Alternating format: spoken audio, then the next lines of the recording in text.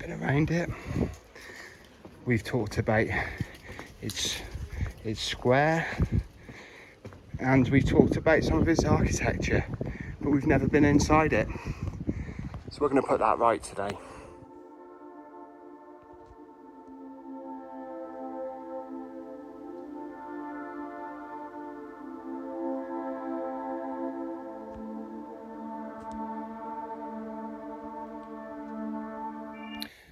So welcome back to Third Rate Content.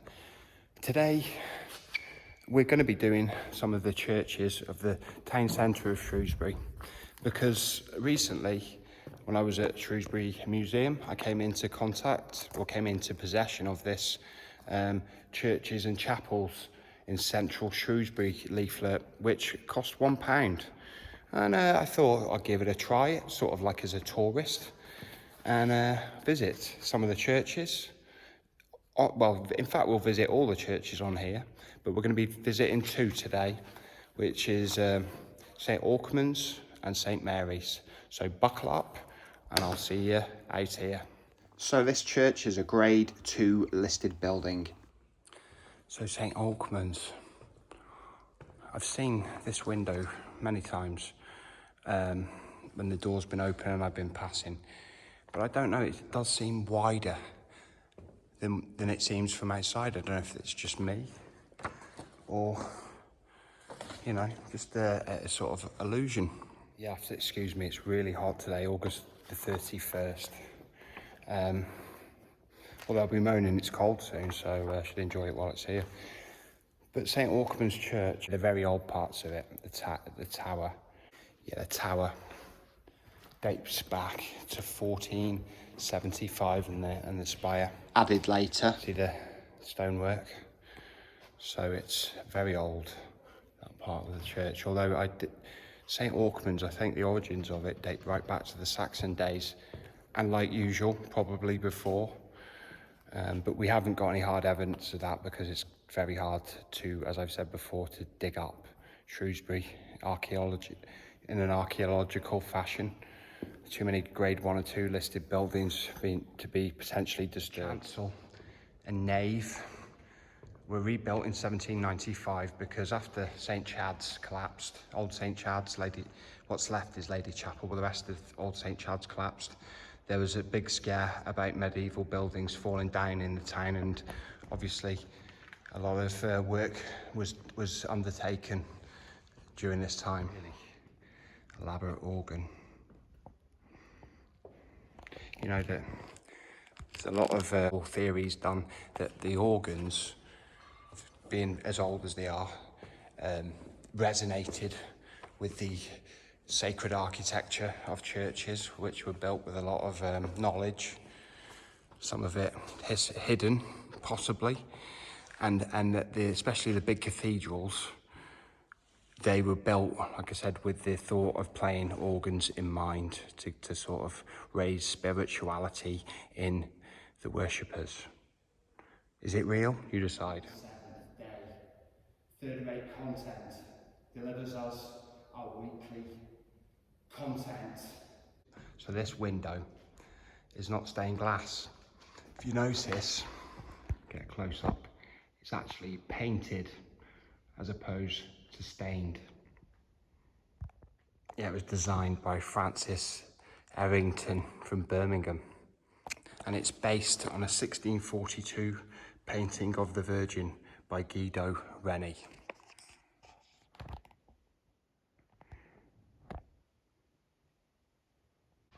So these iron framed windows were provided by the Coalbrookdale Company at the height of the Industrial Revolution, and are very unusual in church architecture. Yeah, iron windows. God bless the church of heavy iron metals. You've got the font, 1898. So High Victoriana. Very interesting.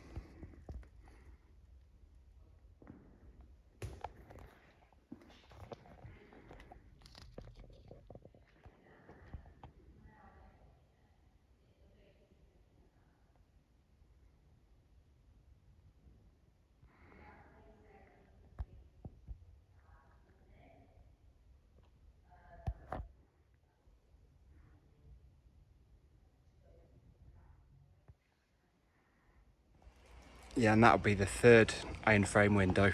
I wondered where it would be, because I could only find the big eastern window and the one just off from it.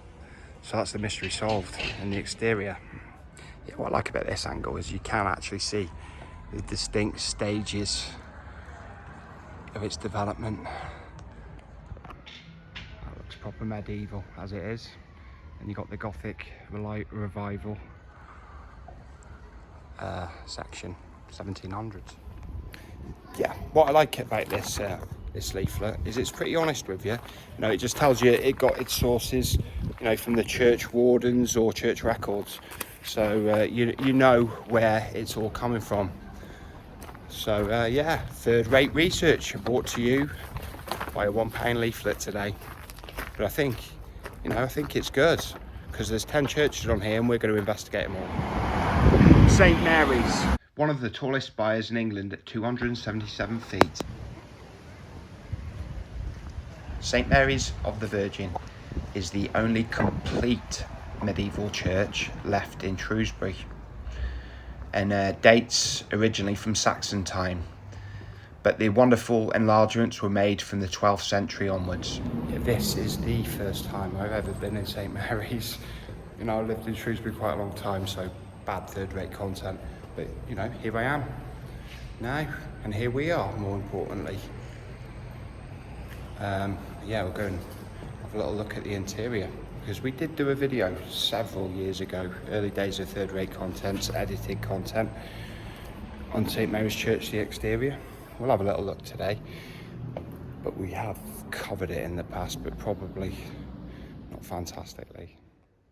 Nice checkerboard floor there. Interesting, in a blue perimeter.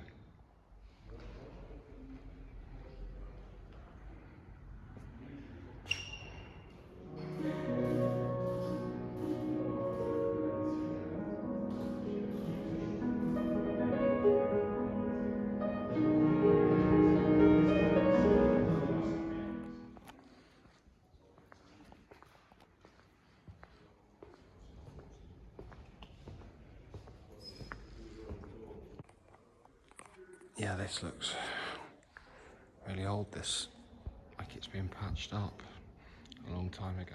So this is the Jesse window. It's the pride of St Mary's, and you can see why. The window was installed here in 1788, sorry, after the collapse of the nearby St Chad's Church, which we've covered on third-rate content. It was originally made for the local chapel of Greyfriars, but it seems pretty grand for a chapel. That's what they say on this notice board, which I'm reading to you. Hate to use a third-rate content cliche, but that is old.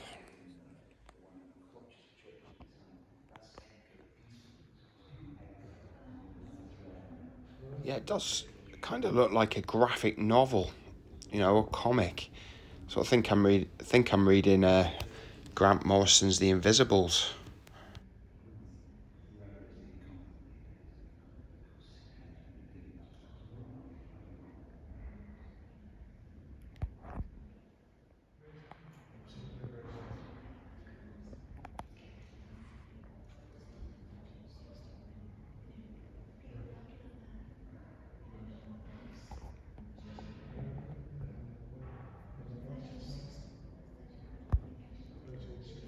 Tomb of the Knight. Simon de Leybourne lived at Berwick, just north of Shrewsbury. He died about 1315. Do you think he knew about the Knights Templar cave? Who knows? You decide. Nice checkerboard flooring there. Blue background. But as much as dualities are apparent, and they really are things, you know, they're something to think about. Real life tends to be a much more of a big grey area. That's what I think. That's my third-rate philosophy today. And if it isn't a big grey area, Third-rate content is in a bit of trouble. Only joking, third-rate joke. Yeah, here we have the Wakeman Trail. Kind of exploration of the Wakeman Trail. Feel free to pause. Yeah, I'm sure the students of 2012 would have visited St Mary's to seek inspiration, and it really did work. I don't blame them. Probably they would have visited late 2011, 2012, have the artwork done.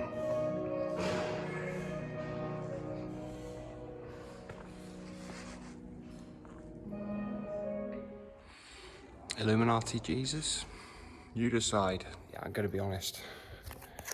My little £1 guidebook has basically short-circuited, overloaded. This place has blown it up. If it was a device, there's way too much going on in here, and it's fantastic. I absolutely love it in here. I can't believe in all my years I've never been in here before.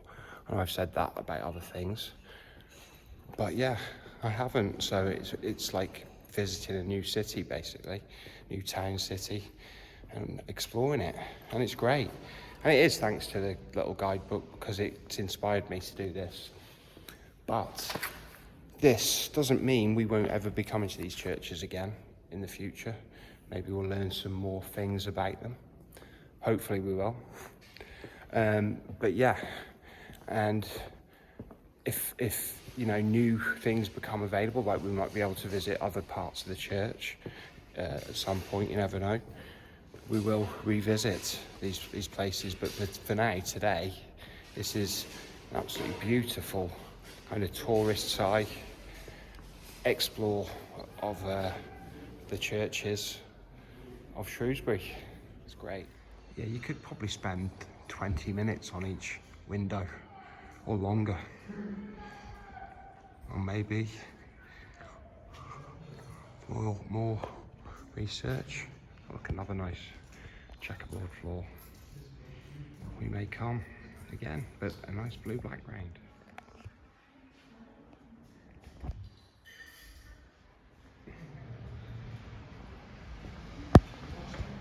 Yeah, just here in the tower, very interesting mechanical feature on the ground floor. Part of the bell mechanism goes right up through the floor to the bells, obviously. It helps ring. I've got the same on this side, and I won't be dropping my phone down there. And the benefactors of the church, I don't know if you can make that out. You get names of the people, of the great and the good, who have donated this church. Yeah, I suppose the trips to St Mary's wouldn't be complete without mentioning the cabman, the daredevil in the 1700s, who basically tied a rope there to the very top of the spire. Of course, like I said, one of the tallest spires in the British Isles, and descended on his stomach on this sort of harness he had with wood, and he would have flown all the way on, like I said, on the rope, on his stomach, all the way across the River Severn, and to land at the site of the former gay meadow, but now apartments. He didn't make it, and he fell to his death not far from here. So yeah, R.I.P. Cabman, the daredevil. So that was the third-rate content visit to St Aulkmonds and St Mary's Church. And I'll be honest, once again, my eyes were opened. I've been walking past these places for years, and I knew next to nothing about them, and I'd never really been in them. Well, I'd never been in these two churches. So, wow, look at this door behind me. 1672. Wow, that is, again, days of the plague. Well, just a few years after the Great Plague and Samuel Pepys and all that. But anyway, going off the subject here. Thanks for watching to the end. I think my little £1 guidebook did blow up in St Mary's. Couldn't handle it. There was too much going on. But it's great to have a little dig around and find out what we can find out in these churches, and it's really been eye-opening. So if I don't see you soon, I'll see you 3 times as soon. Third Rate Content signing out, and bye bye.